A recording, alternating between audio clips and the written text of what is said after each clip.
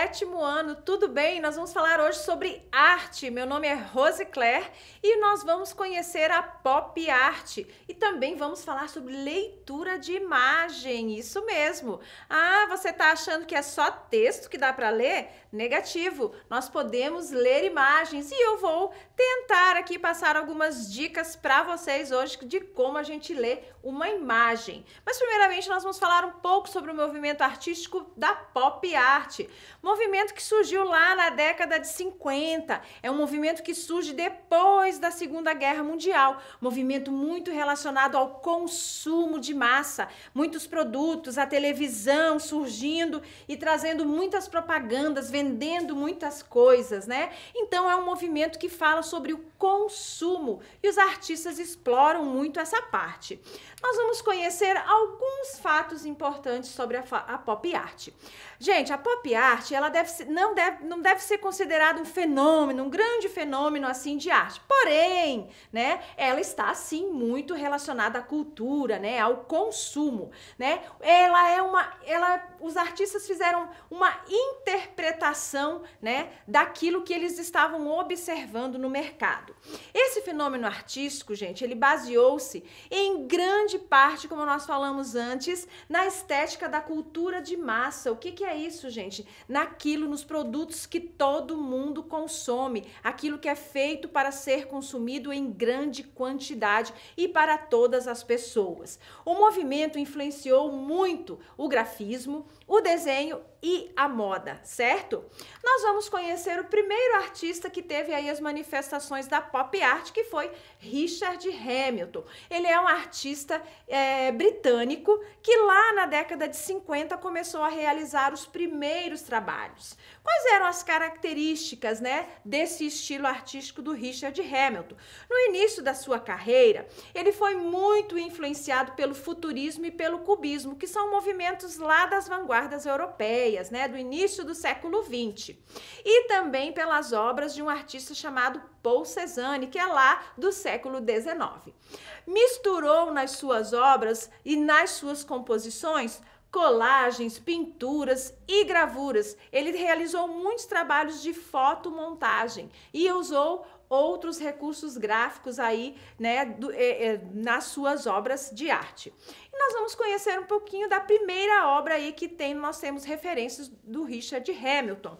Ele fazia parte, primeiramente, de um grupo chamado Independente, o qual também estava o Eduardo Luigi Palozzi e o Peter Blake, certo? Essa primeira obra de arte é uma colagem que se chama O que exatamente torna os lares tão interessantes e tão diferentes e atraentes nos dias de hoje, né? Lá na década de 50, é claro. E nessa obra de arte mostra muitos objetos de consumo, né? Aquilo que as pessoas queriam ter dentro das suas casas, ok? Nós temos aqui também outras duas obras de arte do Richard Hamilton. Uma delas chama-se Fashion Plate, ou placa de arte. Fala um pouco aí sobre a fotografia, sobre já o cinema, né, a televisão, uma modelo, né? Vocês podem observar que tem colagens e tem pintura nessa obra de arte. A outra obra de arte que está ao lado chama-se Interior. Ela é do ano de 1964. Ela mostra também o interior, né, de uma das casas, daquilo que as pessoas sonhavam em consumir e em ter dentro das suas casas, certo? Nós vamos conhecer também o artista Andy Warhol, né, que foi, além de artista, ele também foi cineasta. O Andy Warhol, ele tinha preferência pelas atrizes famosas, pelos artistas, pelos cantores, e isso ele colocava nas suas obras de arte. Uma das suas obras mais famosas é essa que vocês vão ver agora na próxima tela, que se chama Sopa Campbell. E isso era uma marca de sopa que existia lá nos Estados Unidos na época e que, né, tinha vários sabores. Então ele resolveu retratar em 32 telas esses 32 sabores de sopa. Primeiramente ele colocou na exposição as telas uma ao lado da outra, mas como ele não tinha espaço na galeria para fazer dessa maneira, ele acabou transformando isso numa grande tela. Outra obra de arte que nós podemos ver aqui nessa tela é a obra Triple Elvis, né? Que é 3 vezes o Elvis Presley, grande cantor, né? do rock americano. E ele gostava muito de fazer essas brincadeiras. Ele mostra o quê, gente? Que a arte é para ser consumida, né? Reproduzida e ampliada para toda a sociedade. Outra obra muito importante que eu quero que vocês observem na tela chama-se Coca-Cola. Essa obra, ela é um pouco emblemática, eu vou dizer para vocês por quê. Porque o Andy também representou a impessoalidade dos objetos. O que significa isso, gente? Um objeto ser impessoal. Ele não foi feito para uma determinada classe social. Ele foi feito para todas as pessoas. Isso o torna impessoal. Eu posso consumir, você pode, o rei pode, a rainha pode e um grande imperador também, né? E aí ele coloca muitas vezes, em alguma das suas falas, ele dizia assim, que um produto deve ser tão popular que ele pode ser capaz de... Ele pode, estar presente nas mãos e no gosto de pessoas completamente diferentes, como eu já falei antes para vocês. Desde um mendigo até um político famoso, né? Ou uma pessoa importante da nossa sociedade. Seguindo, nós vamos conhecer uma outra obra do Andy Warhol, que se chama Marilyn Monroe. Ela foi pintada em 1962. Queria que vocês observassem na tela que em um dos lados, né, a obra de arte está colorida, né, mostrando toda a beleza, a vivacidade dessa atriz, que foi uma atriz muito famosa. A outra obra de arte está em preto e branco. Alguns estudiosos dizem que ele fez dessa maneira porque nessa obra preto e branco já estaria representando, seria após a morte dessa artista, dessa atriz tão famosa, certo? Vamos seguir em diante, vamos conhecer um artista chamado Roy Lichtenstein. Esse artista tem uma característica muito peculiar. Ele gostava de trabalhar tendo como referência os quadrinhos, né, as histórias em quadrinhos. Então as suas telas, elas eram imensas e todas elas tinham imagens, mas também tinham textos, né, dentro da sua composição, certo? Outra obra importante do artista é a obra In the Car, que ele pintou em 1963, mas teve como base um quadrinho que estava numa revista de 1961. Observem que tem algumas pequenas diferenças nas tonalidades, nas cores, e o quadrinho está com o texto, é claro, e a obra de arte não traz esse texto, certo? Nós vamos falar agora um pouco sobre leitura de imagem, pessoal, e depois nós vamos observar uma obra de arte do Roy Lichtenstein para mostrar para vocês um pouquinho da leitura de imagem, tá bom? Nessa próxima tela, nós temos o seguinte: quais são os passos para que a gente possa fazer uma leitura de imagem? Primeira coisa que nós temos que fazer é ler as informações básicas sobre a obra de arte, como o que, por exemplo? O título dela, quem foi o autor, qual é a técnica que foi utilizada para pintar essa obra? Foi tinta guache? Foi tinta a óleo? Foi lápis de cor? Foi aquarela? O que foi que o artista utilizou? Nós podemos também, nesse momento, observar a superfície. O que é a superfície, gente? É onde a imagem foi retratada. Foi numa tela, foi num papelão, foi num pedaço de papel. Onde é que está, né, essa obra de arte? O segundo passo, gente, nós precisamos analisar o objetivo. Por que essa obra de arte foi feita? Ela conta algum fato histórico, né? Você precisa buscar aí informações sobre o artista, sobre o ano em que ela foi elaborada, tá certo? E quais eram as suas principais funções para aquele momento? Ela tinha função religiosa, ela tinha função ambiental, função individual, era pelo gosto do artista, ou ela era histórica, ou ela ainda era política? Por que esta obra de arte foi feita?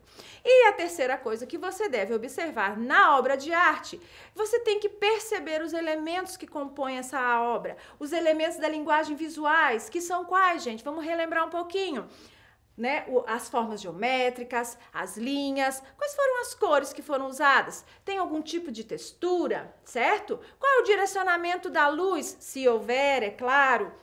Então, pessoal, eu quero que vocês acompanhem comigo aqui na próxima tela. Quais são os tipos de análise de obra de arte que nós podemos fazer? Primeira, é objetiva, né? É onde você vai descrever tudo que você está vendo. Nessa obra tem um carro, ou nessa obra tem 5 pessoas, como é que elas estão vestidas, qual é o ambiente daquela obra. Também nós temos a leitura subjetiva, que é onde vocês vão descrever como vocês se sentem ao observar aquela obra. Eu não gostei, mas eu não gostei por quê? Eu fiquei com medo dessa obra, eu não gostei das cores, né? E por último, a leitura, né? A observação formal, que é onde você vai analisar toda a questão visual daquela obra de arte, o seu contexto histórico, o seu tema, a sua organização, tá bom?